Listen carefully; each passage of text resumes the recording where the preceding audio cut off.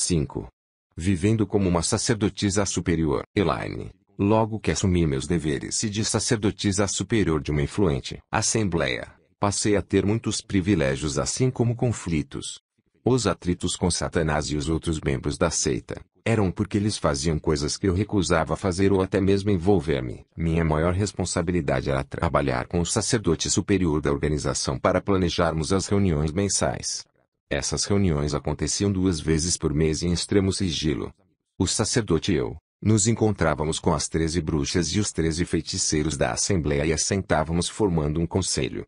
Esse contato era feito numa casa rica e espaçosa onde havia uma mesa enorme com lugar para todos. O sacerdote superior e eu assentávamos à cabeceira da mesa. De um lado ficavam as 13 bruxas e do outro os 13 feiticeiros em ordem de importância. Listavam presentes outros que nós considerávamos indesejáveis. Eram conhecidos como lobisomens e estavam sempre carrancudos. Eram observadores e ameaçadores, e ficavam sob a forma humana até Satã ordenar a mudança. A presença deles era de caráter disciplinado. Não tocávamos neles e nem dialogávamos com eles. Pertenciam exclusivamente a Satanás.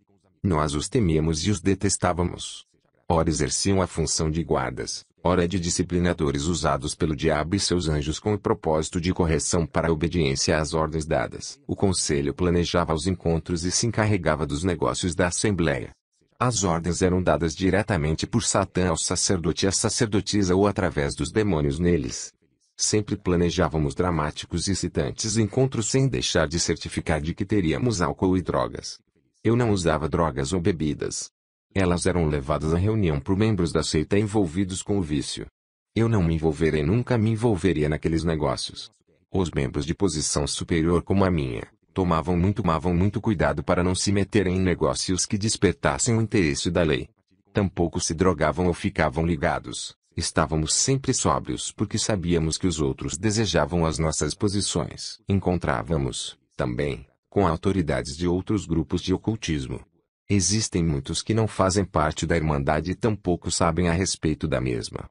Mas eles são cuidadosamente vigiados e controlados por ela. Decididamente, eu me recusava a participar dos sacrifícios de animais ou humanos.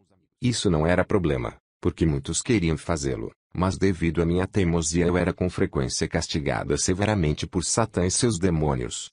Os outros membros não podiam aproximar-se de mim por causa do poder. Então, a punição era aplicada por Satã e seus demônios. Torturaram o meu corpo com muitas doenças, entre elas, horrores da quimioterapia. Mesmo assim, eu me recusava. Simplesmente não era capaz de tirar a vida de alguém. Jovem, por favor, ouça-me.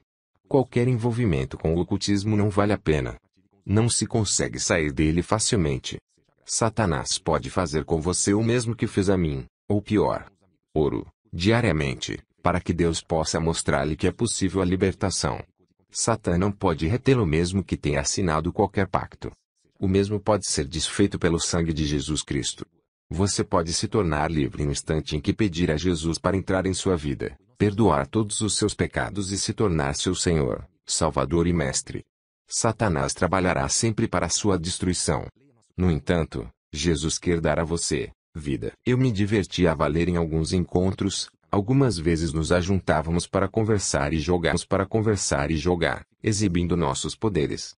Acender uma vela do outro lado da sala, por exemplo, sem sequer tocar nela era apenas uma das diversões. Viajei diversas vezes para a Califórnia para participar de jogos e convenções. Realmente eu gostava disso. Viajei em um jato particular para uma área restrita, perto da cidade onde, pela primeira vez, eu tivera contato com a seita. Ninguém fora da seita e poucos dentro dela sabem da localização. Fica muito bem guardada e fortemente armada. Normalmente, eu era apanhada pelo sacerdote superior e acompanhada por algumas bruxas e bruxos. Foi um grande encontro. O propósito era o de trocarmos ideia e competirmos para ver quem era o mais forte. Eu me sobressaí tanto nessas competições, que ocupei a posição de noiva regional de Satã no Conselho Regional. E, finalmente, o máximo de noiva de Satã por todos os Estados Unidos. A estadia era semanal e as conferências aconteciam, sempre, antes do Black Sabbath, reunião de bruxos e bruxas no sábado à meia-noite, presidida por Satanás, e celebrado no final da semana da Páscoa. Eu sempre achava uma desculpa para retornar para casa antes dessa celebração. Fomos a um lugar muito especial que fica nas montanhas da Califórnia, fora de Los Angeles. Lá, existe uma mansão construída especialmente para a seita. Suponho que ela tenha 30 dormitórios ou mais. As janelas de vidro e aço inoxidável têm símbolos demoníacos do ocultismo. Dentro, uma exuberante mobília e uma enorme sala de jantar acoplada a um salão de baile, não deixando de mencionar as piscinas, quadras de tênis, golfe etc. Parece uma casa de campo para milionários. Possui 3 porões com enormes galerias subterrâneas contendo bibliotecas de assuntos e histórias antigas do ocultismo. Nessas galerias podem ser encontradas moedas de todos os países do mundo, além de ouro e prata. Toda a área é escondida sob uma densa floresta e firmemente guardada tanto em terra como pelo ar. Minha última viagem àquele lugar foi marcada por uma intensa competição que eu jamais experimentara. Na ocasião eu ostentava o título máximo de noiva no país. Era uma competição internacional. O líder era um sacerdote superior diferente dos outros que já haviam passado por lá. Era alto, elegante e sinistro. No entanto, possuía um poder de mau agouro que o tornara medonho e antipático a todos. Conduziu a competição, e obviamente, não se preocupava se alguém morresse ao falhar em fazer o que fosse pedido. Seus olhos negros e mal-humorados faziam gelar quem quer que fosse até os ossos. Era rigoroso, e eu fiz o melhor para evitá-lo. A competição consistia em aumentar o grau de dificuldade nas tarefas para exibir o poder dos competidores. Lembro-me que, em um determinado momento, eu deveria mudar, com um gesto de meus dedos, a forma de um gato para um coelho e vice-versa. As mudanças eram efetuadas sob os poderes demoníacos resultando na morte imediata dos animais. No último dia só eu ainda não tinha competido mas, mesmo assim, o sacerdote superior continuava a impelir-me e não tive escolha a não ser atender aos desejos dele.